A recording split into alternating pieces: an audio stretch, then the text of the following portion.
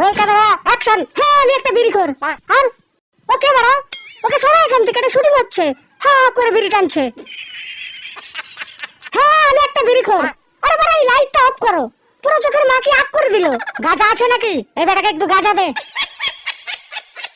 মদ গাঁজা cigarette action. হ্যাঁ আমি। সাইলেন্স। এই বাড়া মাইকটা আমার মুখের ভিতরে ঢুকাবে নাকি? কে হাসলো?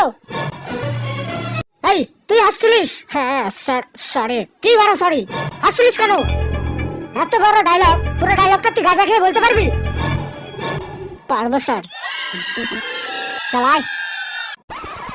হ্যাঁ হ্যাঁ আমি একটা বিড়িখোর। সমাজের বুকে আমি একটা নেশাখোর। আমি গাঁজাখোর। আমি জানি যে তুমি আমাকে ঘেন্না করো, আমাকে তুমি একটা পচা মাতাল ভাবো, কিন্তু কোনো মানুষ তার নিজের ইচ্ছে নেশাখোর হয় না।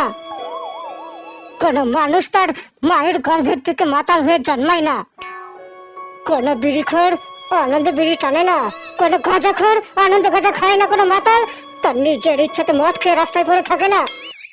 বেকারত্ব আর দারিদ্রতা একটা মানুষকে নেশাখোর করে তোলে।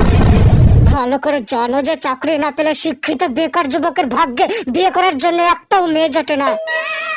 তাই এই পৃথিবী আমাকে একটা জিনিসই শিখিয়েছে, নেশা খেয়ে বেঁচে থাকাটা কোনো অন্যায় নয়, কোনো পাপ নয়, কিন্তু কিন্তু বেকারত্বের জ্বালায় মরাটা সবচেয়ে বড় অন্যায়, সবচেয়ে বড় পাপ, সবচেয়ে বড় অন্যায়, সবচেয়ে বড় পাপ, সবচেয়ে বড়।